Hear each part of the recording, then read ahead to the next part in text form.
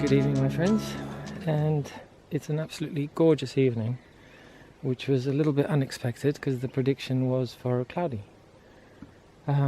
which it's also been cloudy for the next few days as well, the prediction. So with any luck I might actually be able to get out in the next couple of days and do some photography, walkabout.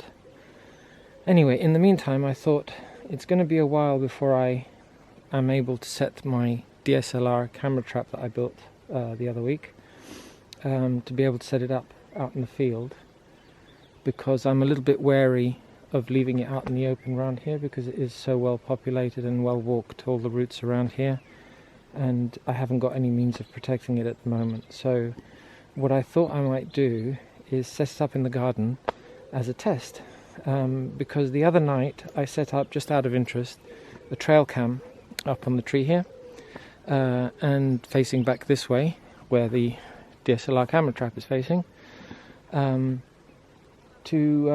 just to see what might come into the garden. And lo and behold, a little fox came running through. So with any luck it might be a regular route for him. So I thought it might be worth setting that up as a first test, sort of semi-field test, and seeing if I might capture anything. So basically there's the camera trap is down here, and I got one light to flash for the subject, whatever that might be, fox or rabbit or anything else. There's another flash there which is aimed up into the trees to light the background, and the sensor is actually on the path just down here. Where am I? There. So hopefully he'll walk up this path and trigger the camera.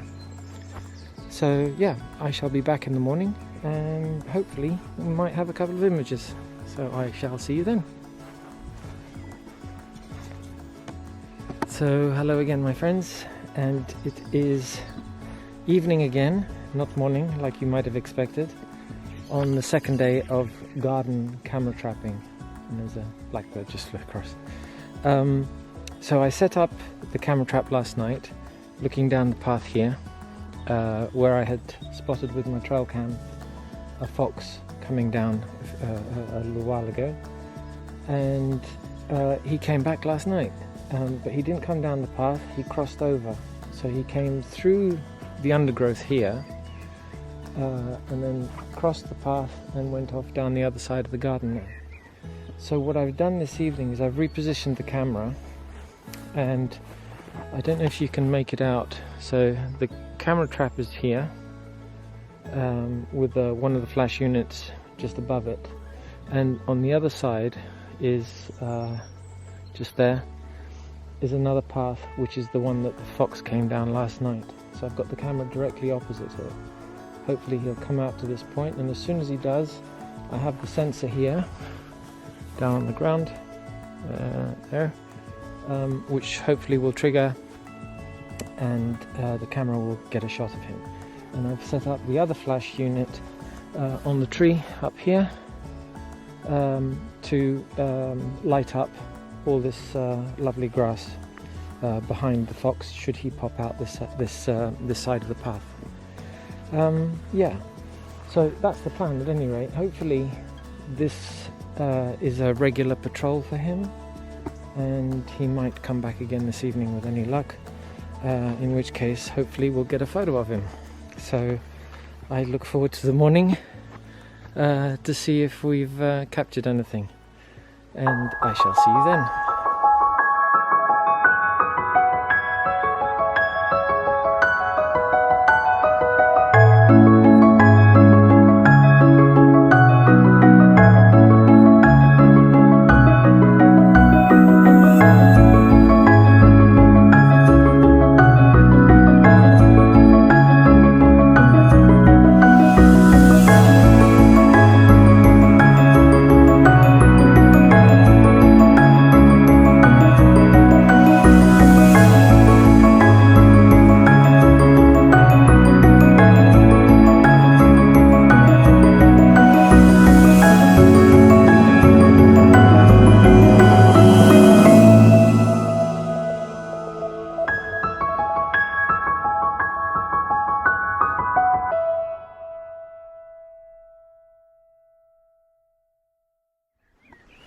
So hello again, my friends, and you might have been expecting a morning video following the my camera trap escapades in the garden, but it's actually the 7th night now that I'm setting it up in the garden, and the reason being that the other nights I've had some success, not in terms of the thing fired and it went off and the exposures were okay, but on one night it was very windy and I had 500 false triggers, which drained the battery, so I lost most of the night.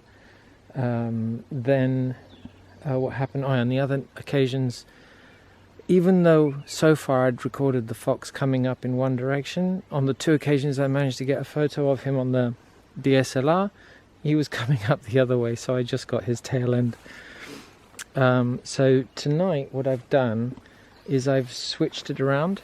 So I now have the camera down here facing the other way up the path. I have the trigger down there and one flash there and another flash just behind me there illuminating the path. So my hope is that he'll follow what he's been doing the last few nights, which is coming this way down the path.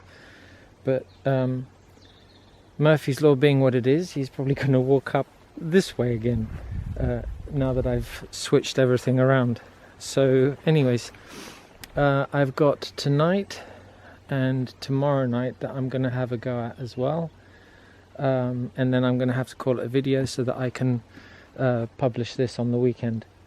So fingers crossed we manage to get something tonight or tomorrow that's really good, with one of the animals actually facing the camera. So I shall catch up with you tomorrow or the day after. So I shall see you then. So good morning everyone, and I got the camera back out of the garden, and unfortunately I didn't manage to get a photo of that fox.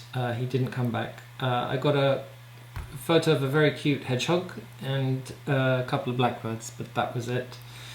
I will leave the camera out over the coming week, and in the hope that the fox might come back, but we'll see.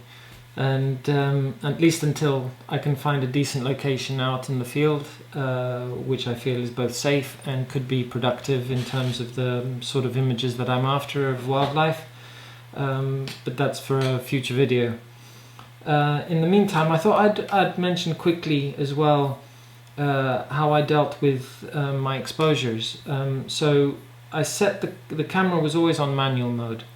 I should say that from the start. And my thinking was, to begin with, that I would try and do as long exposure as possible, in the hope that it would record some ambient light from moonlight, etc., starlight, of the background. So I set the camera at half a second at f11, and the power on the flashes was at 1/32 power on both of them. And I got some nice exposures during the night, but during the changing hours of dusk and dawn it was really overexposing the images way too much, to rendering them completely useless basically. So the following few nights what I did was I increased my shutter speed to 50th of a second and dropped my aperture to f8, again leaving the power on the flashes exactly the same. And it gave me lovely exposures during the night. In fact, I actually prefer those exposures. And also during the dusk and dawn, the light was far more balanced, and actually the images were usable. So my thought is how to balance the two in terms of getting those shots at dusk and dawn decently balanced, and then getting the longer exposures at night as well. So how does one do that, or will I have to just accept that I'm either going for one or the other, and just accept the fact that the images at dusk and dawn will be blown out. I haven't tried using aperture priority or shutter priority mode, so that might be an idea as well to have a go at. Anyway, I'd be interested in hearing your thoughts if you have any experience of it. So please do leave a comment below if you have some ideas about that. Yeah, so anyways, I hope you've enjoyed watching this video. Don't forget to click on that like button if you have. I'm really grateful for everything, for all the clicks that you've given me. It really does help with the whole YouTube thing. And also don't forget to subscribe if you'd like to as well, if you'd like to see some future videos from myself. Yeah, so thank you very much again for watching, and I shall see you all next time. Bye for now.